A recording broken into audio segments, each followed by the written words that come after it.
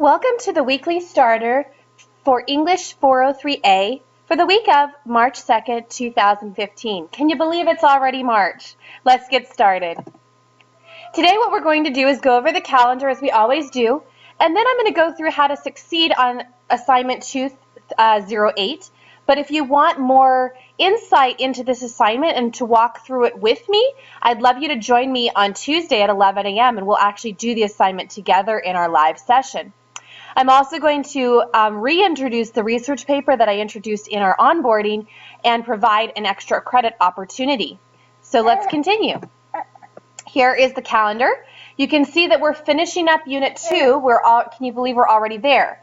If you are Cohort 2, meaning you started on the 23rd last Monday, you are responsible for only doing work starting on last Friday.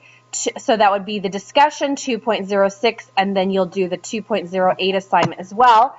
And then you'll start with Unit 5, which we're skipping Unit 4, we're skipping Unit 3. So as you can see this week, there are 2 catch-up days. These are great opportunities to reply to the discussion and also work on your 2.08 characters assignment. Plus, don't forget the weekly starter that hopefully you're watching right now. You'll also note that on Friday is the key time to turn in the extra credit, 4 extra credit points, the 5.02 research assignment. Now, if you are just looking to get full points on it, it's not due quite yet. But if you're looking to get the extra credit, you need to be turning that in. All right, let's talk about the 2.08 assignment for Canterbury Tales. This is a teacher-graded assignment worth 20 points. Scrap that due date. That's from last semester. Sorry, the due date is this week. And the handout is in doc sharing. What I'd like to do is go over the characters that you can choose from. They're from the prologue and give you some background. Again, if you'd like to complete this assignment together, I strongly encourage you to come to the weekly spotlight Tuesday at 11 a.m. All right, so in this we meet lots of different characters. As the assignment says, you have learned a little bit about many of the characters in the Canterbury Tales, and you've learned a lot about the wife of Bath through her tale. You're going to go back to the prologue, and you're going to make a prediction about the type of story another character might tell. You can choose one of the following: the knight, the squire, the miller, the parson, or the pardoner. You've already gotten started on this assignment without realizing it. Hopefully you took notes as you read the prologue. You can use them, and this is what you're going to do. In your own words, you're going to describe the character you've chosen to write about. Then explain the kind of story you think the character would tell, and this is where you need to use textual evidence from the prologue. So saying, I think this is the type of story that the character will tell, be very detailed about that story, and then support your prediction with the prologue. All right, so let's go through the characters a little bit to review so you can know who you might want to choose, and then you can go back to the prologue and look for textual evidence. The knight is a genteel man who loved truth, freedom, chivalry, and honor. He's a truly distinguished man. He battled Christians and non-Christians in the Crusades. His fighting spanned 40 years over 3 groups of people over 15 battles. He was always victorious.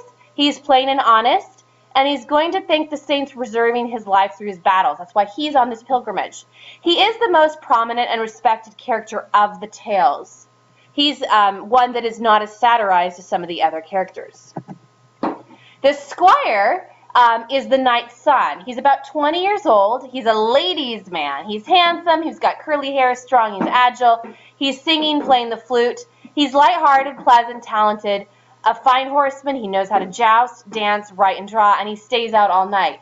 Now, again, don't just use my descriptions here. Go back. See if you can look at for the subtleties of the descriptions to see what Chaucer truly is saying about these characters so that you know what type of story they would tell.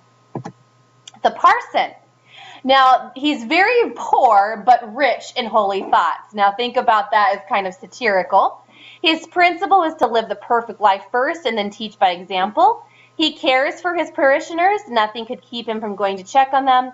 He's moral and humble. He truly watched over his own congregation. He wanted everyone he met to go to heaven.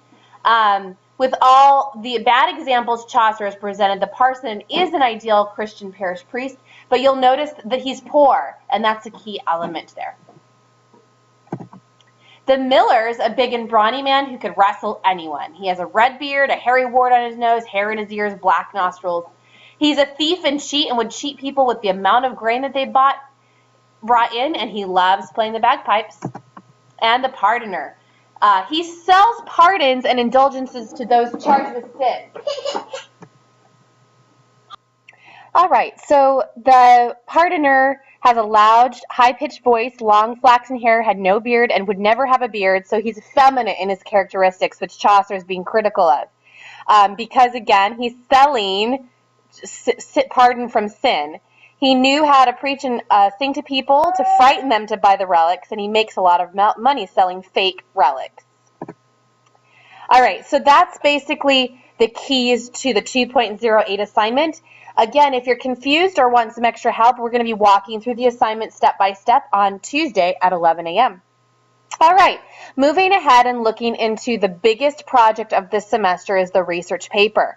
I've put together 7 possible topic choices. You can also choose your own topic, but it has to be passed off by me, and it has to be literary in nature. It has to be based in literature. So here's some options. You can, if you really liked Beowulf and are really interested in Beowulf, you can research Anglo-Saxon traditions and how they affect events. Are they accurate, invented, exaggerated? If you really have enjoyed Chaucer's Canterbury Tales and would like to do more research in how it's a portrait of the rising middle class in the Middle Ages, that's another option. Some students like to look into Shakespeare and the fact that the question of whether he wrote his own plays. There's a lot of debate about that.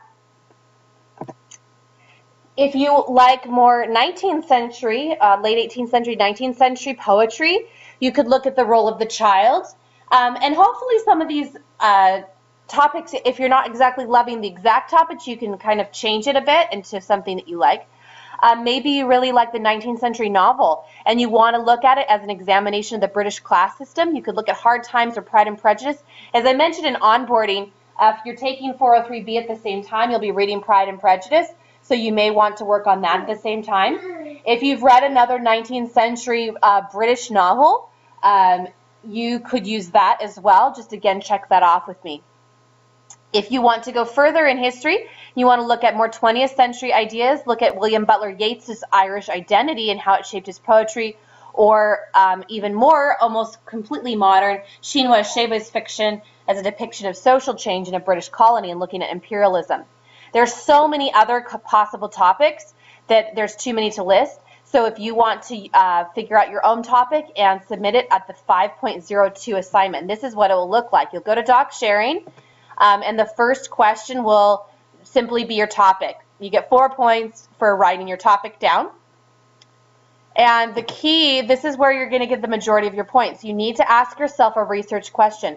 Make sure that it's broad enough for a research paper, but also narrow enough that it's not like, who was Shakespeare or something like that. That's way too broad, and you're going to have too many difficulties with that. So make sure you narrow it. This is going to guide you into where you're looking for your research and also help me to know that you're on the right track. All right. One last thing that I want to say is if you have missed a live class and you need help and you need further help going back to recordings, you simply go back to the date and you can see what the topic was and click on the recording. I'd love for you to come to live classes. We try to go through assignments together to help you. At this point, it's quiz time, so go ahead into the course and take the quiz for 3.2, and I hope you're paying attention. Good luck on the quiz. Thanks so much and have a great week.